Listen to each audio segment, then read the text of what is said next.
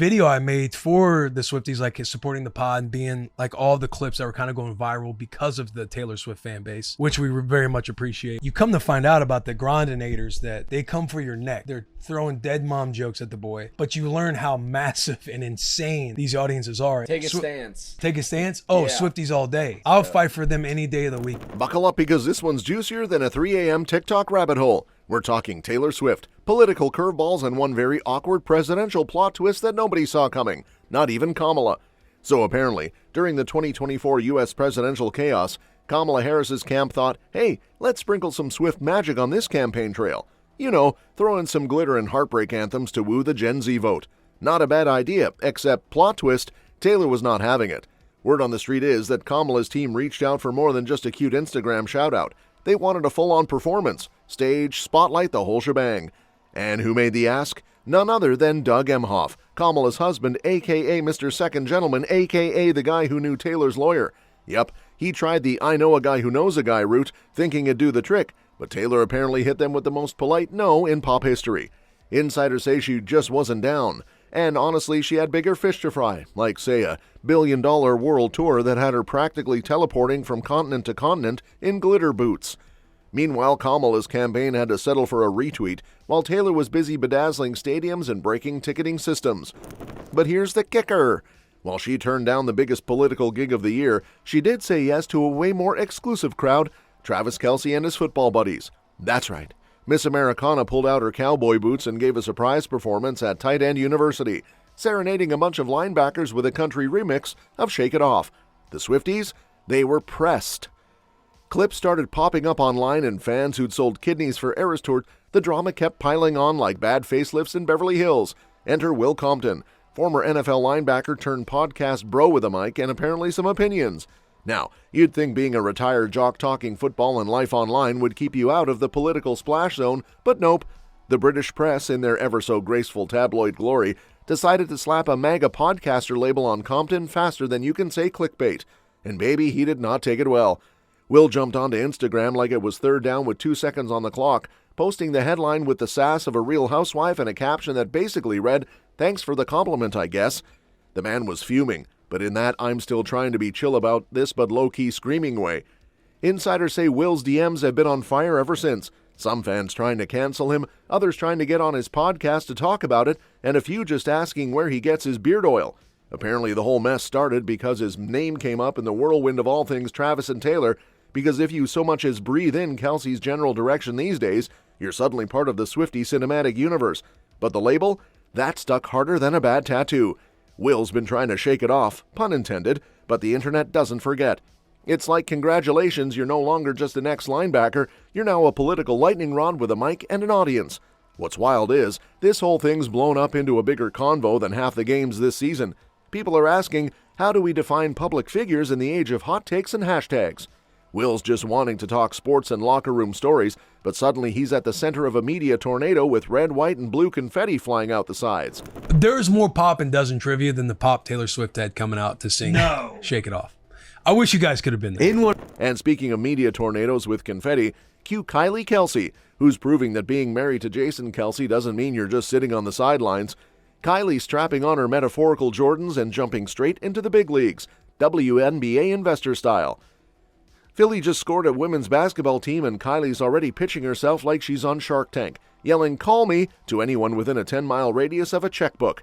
She dropped the bomb on her podcast during a chat with Dawn Staley like it was casual brunch talk. Oh hey, you ever think Philly needs a WNBA team? 2 weeks later, boom. Philadelphia's name is on that 2030 WNBA expansion list, and Kylie's half joking that she manifested it. Honestly, wouldn't put it past her. Mama Kelce has 4 kids, a podcast, and probably 3 planners. She makes things happen. Now, Kylie's already envisioning dragging her little girl gang, Wyatt, Elliott, Bennett, and baby Finley, to courtside seats, future basketball shoes clunking behind them. And don't let the matching bows fool you, Kylie's fully expecting at least one of them to dunk on someone by age 12. Honestly, she's calling it early. The Kelce dynasty isn't stopping at football. But what really had people rolling was her take on the potential team names. Because, of course, Philly had to start pitching stuff like 76 Hers and Liberty Bells, like it's a 2003 Barbie DVD. Kylie shut that down faster than a bad pass in overtime. Her pick? The Philadelphia Broads. And not just because it sounds badass, even though it does. It's a tribute to Broad Street and the Flyers' throwback chaos era, the Broad Street Bullies, who used to throw fists like it was part of the playbook. It's officially happening! Philly will become the WNBA's 18th team, and the first season is set for 2030. You would ever be interested in the Philadelphia WNBA team, but just days after I talked to her, would you ever consider coaching it? No.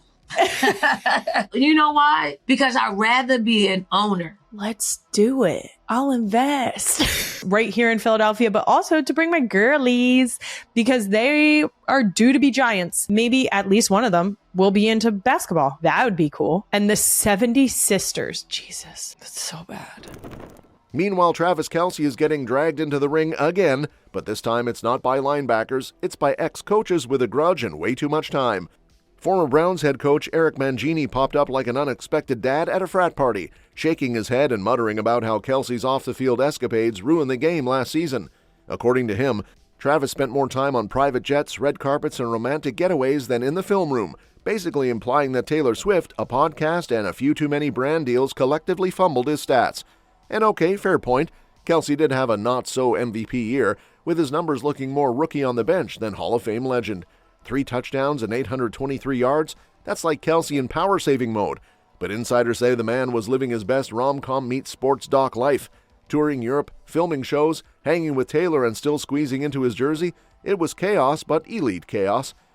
But now, post-Super Bowl loss, where the Chiefs got humbled by the Eagles, Travis is apparently in full beast mode. The man dropped 25 pounds, trimmed down his media gigs, and is giving no distractions, only gains, energy. He's dialed down the podcasting bromance with his brother, scaled back on the TV lights, and doubled down on the gym grind. Basically, it's Kelce reloaded. He even admitted he may have overbooked his life last year. Finally, a relatable king. But make no mistake, he's not tossing Taylor under the bus. He's still Team Swift, just maybe swapping out front-row concerts for squats and film reviews. And sure, some fans are still side-eyeing the relationship, wondering if this is football or a PR fairy tale. But Kelce says he's got it handled. And while Kelce's swapping concert nights for crunches, Taylor's origin story is getting the retro spotlight treatment like it's a Marvel prequel. Turns out, way before the glittery stadium tours and presidential-level influence, our girl was just a teenage dream with a guitar and a dream, recording in a Tennessee mansion that looked like it belonged on The Bachelor. The owner of Dark Horse Estate, where Taylor recorded parts of her debut album back in 2006, spilled that when he first saw her, he had absolutely no clue he was witnessing the birth of a global icon. Like blink twice if you regret not asking for an autograph back then. Apparently she rolled in for a couple of weeks, laid down the emotional blueprints for Teardrops on My Guitar, and dipped. No drama, no entourage, just pure country girl about to change the music industry forever. Vibes. Meanwhile, the estate itself, a 14,000 square foot mansion that basically screams Nashville luxury, with recording studios so legendary, even Dolly Parton's vocals have echoed off those walls. But back then, no one thought this quiet teenager would turn into a human tsunami that is Taylor freaking Swift. The owner even confessed that he's seen labels burn money trying to manufacture stardom, flashy launches, big budgets, flops galore. But Taylor, she was that rare lightning in a bottle moment where everything just aligned. Right timing, right voice, right amount of eyeliner. And look at her now, breaking charts, stadiums, and apparently NFL training routines. It's wild to think she was just another hopeful kid in a recording booth once. No drama, no headlines, just vibes and potential. Fast forward to today and she's not only shaping the charts, but possibly the Chiefs' playoff hopes too. That's all for this video, folks. We'll see you next time.